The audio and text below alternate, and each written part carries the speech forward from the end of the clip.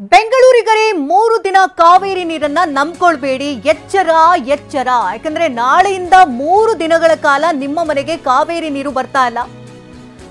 September 15, 16, 17ನೇ ತಾರೀಕಂದು ಈ 3 ದಿನಗಳ ಕಾಲ ಕಾವೇರಿ ನೀರು ಸರಬರಾಜು ಕಂಪ್ಲೀಟ್ ಆಗಿ ಸ್ಥಗಿತವಾಗಿರುತ್ತೆ.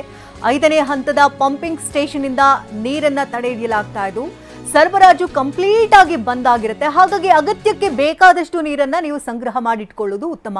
ಜಲಮಂಡಳಿ ಈಗಾಗಲೇ ಮನವಿಯನ್ನು ಮಾಡಿಕೊಂಡಿದೆ. 3 ದಿನಗಳ ಕಾಲ ಟ್ಯಾಂಕರ್ ಮೂಲಕವೂ ಕೂಡ ಕಾವೇರಿ ನೀರು ಪೂರೈಕೆ ಇಲ್ಲ ಅಂತ ಇಲ್ಲಿ ಸ್ಪಷ್ಟವಾಗಿ ಹೇಳಿರೋದ್ರಿಂದಾಗಿ ಅಗತ್ಯವಾಗಿ ಎಷ್ಟು ಬೇಕೋ ನೀರನ್ನ ಕಂಪ್ಲೀಟ್ ಆಗಿ ಶೇಖರಣೆ ಮಾಡಿಟ್ಕೊಳ್ಳೋದು ಉತ್ತಮ.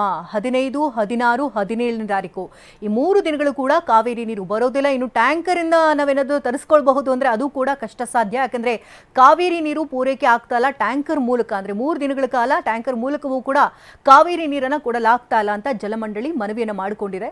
ಹಾಗಾಗಿ 3 ದಿನಗಳ ಕಾಲ ಬೇಕಾದಷ್ಟು ಅಗತ್ಯ ನೀರನ್ನ ಸಂಗ್ರಹ ಮಾಡಿಟ್ಕೊಳ್ಳೋದು ಉತ್ತಮ. ಬೆಂಗಳೂರಿಗರು ಎಚ್ಚರಿಕೆಯನ್ನು ವಹಿಸಬೇಕು. ಯಾಕಂದ್ರೆ ಬೆಂಗಳೂರಿನಲ್ಲಿ ನೀರಿನ ಸಮಸ್ಯೆ ದೊಡ್ಡ ಮಟ್ಟದಲ್ಲಿದೆ.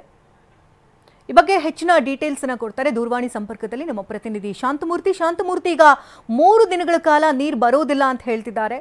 ಜಲಮಂಡಳಿಯಿಂದ ಈಗ ಮನವಿಯನ್ನು ಕೂಡ ಮಾಡಿಕೊಳ್ಳಿದ್ದಾರೆ. ಅಂದ್ರೆ ಅಗತ್ಯಕ್ಕೆ ಬೇಕಾದಷ್ಟು ನೀರನ್ನ ಸಂಗ್ರಹ ಮಾಡಿಕೊಳ್ಳಿ ಅಂತ. ಜೊತೆಗೆ ಟ್ಯಾಂಕರ್ ಕೂಡ ಇರಲ್ಲ ಅಂತ ಹೇಳ್ತಿದ್ದಾರೆ. ಹಾಗಾದ್ರೆ ಏನ್ ಗತಿ 3 ದಿನ ಅಂತ? ಎಸ್ ಶಕುಂತಲ, ಈಗಾಗಲೇ ಕಾವೇರಿ 5ನೇ ಹಂತದ ನೀರಿನ ಸಪ್ಲೈ ಏನಿದೆ ಆ ಒಂದು ನೀರಿನ ಸಪ್ಲೈನಲ್ಲಿ ಒಂದಷ್ಟು ತುರ್ತು ಕಾಮಗಾರಿಗಳನ್ನು ನಡೆಸೋದಕ್ಕೆ ಅಂತ ಈಗ 3 ದಿನಗಳ ಕಾಲ ಜಲಮಂಡಳಿ ಕಾವೇರಿ ನೀರಿನ ಪೂರೈಕೆಯನ್ನು ಸ್ಟಾಪ್ ಮಾಡ್ತಾ ಇದೆ. ಅದರಲ್ಲೂ ನಾಳೆಯಿಂದ 17ನೇ ತಾರೀಕಿನ ತನಕ ಒಟ್ಟು 60 ಗಂಟೆಗಳ ಕಾಲ ಕಾವೇರಿ ನೀರಿನ ಸರಬರಾಜನ್ನ ಸ್ಥಗಿತ ಮಾಡ್ತಾ ಇರುವಂತದ್ದು. ಜೊತೆಗೆ ಈಗಾಗಲೇ ಪ್ರಕಟಣೆಯನ್ನು ಕೂಡ ಜಲಮಂಡಳಿ ಹೊರಡಿಸಿರುವಂತದ್ದು. ಅಂದ್ರೆ 3 ದಿನಗಳ ಕಾಲ ಬೆಂಗಳೂರಿನಾದ್ಯಂತ ನೀರಿನ ವ್ಯತ್ಯಯ ಆಗುತ್ತೆ. ಎಷ್ಟು ನೀರುಗಳು ಬೇಕು ಅದನ್ನ ಈಗಲೇ ಒಂದು ಸ್ಟಾಕ್ ಅನ್ನ ಮಾಡ್ಕೊಳ್ಳಿ ಅನ್ನೋ ಒಂದು ಸೂಚನೆಯನ್ನು ಕೂಡ ಕೊಟ್ಟಿದೆ. ಜೊತೆಗೆ ಸಂಚಾರಿ ಕಾವೇರಿ ಅಂತ ಟ್ಯಾಂಕರ್ ನೀರನ್ನ ಏನು ಜಲಮಂಡಳಿ ಪೂರೈಕೆಯನ್ನ ಮಾಡ್ತಿತ್ತು ಆ ಟ್ಯಾಂಕರ್ ನೀರನ್ನ ಸಪ್ಲೈಯನ್ನು ಕೂಡ ಬಂದ್ ಮಾಡೋದಕ್ಕೆ ಈಗ ಜಲಮಂಡಳಿ ಸಜ್ಜಾಗಿರುವಂತದ್ದು. ಅಂದ್ರೆ ಪ್ರಮುಖವಾಗಿ ಗಮನಿಸೋದಾದ್ರೆ ನಾಳೆ ಬೆಳಿಗ್ಗೆ 1 ಗಂಟೆಯಿಂದ ಸೆಪ್ಟೆಂಬರ್ 17ರ ಮಧ್ಯಾಹ್ನ 1 ಗಂಟೆ ತನಕ ಇಡೀ ಬೆಂಗಳೂರಿನಾದ್ಯಂತ ನೀರು ಬಂದ್ ಆಗ್ತಾ ಇದೆ. ಜೊತೆಗೆ ಕಾವೇರಿ ನೀರಿನ ಸಪ್ಲೈ ಏನಿದೆ ಅದು ಕಂಪ್ಲೀಟ್ ಆಗಿ ಸ್ಥಗಿತವನ್ನ ಮಾಡ್ತಿದ್ದಾರೆ.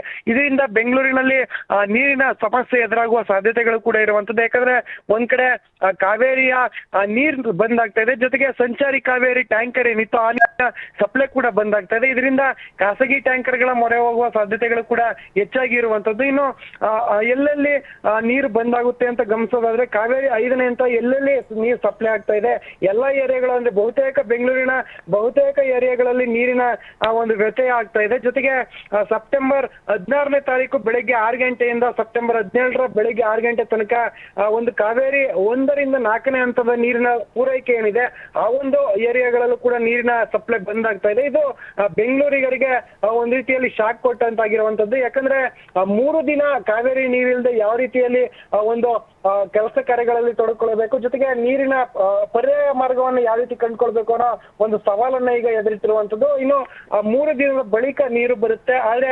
ತೊರೆಕಾಡಿನಲ್ಲಿ ನೀರಿನ ಪಂಪಿಂಗ್ ಸ್ಟೇಷನ್ ಏನಿದೆ ಅಲ್ಲಿ ಒಂದಷ್ಟು ತುರ್ತು ಕಾರ್ಯಗಳನ್ನ ಮಾಡಬೇಕಾದ ಹಿನ್ನೆಲೆಯಲ್ಲಿ 3 ದಿನ ನೀರನ್ನ ಸ್ಟಾಪ್ ಮಾಡ್ತಾ ಇದ್ರೆ ಇದು ಯಾವ ರೀತಿ ಎಫೆಕ್ಟ್ ಅನ್ನ ತಟ್ಟುತ್ತೆ, ಜೊತೆಗೆ ಸಿಟಿ ಜನರಿಗೆ ಯಾವ ರೀತಿ ಸಮಸ್ಯೆ ಎದುರಾಗುತ್ತೆ ಅನ್ನೋದನ್ನ ಇನ್ನಷ್ಟೇ ಕಾದ್ ನೋಡ್ಬೇಕಿರುವಂತದ್ದು. ಶಕುಂತಲಾ, ಧನ್ಯವಾದ ಶಾಂತಮೂರ್ತಿ ತಮ್ಮೆಲ್ಲ ಡೀಟೇಲ್ಸ್ಗಾಗಿ.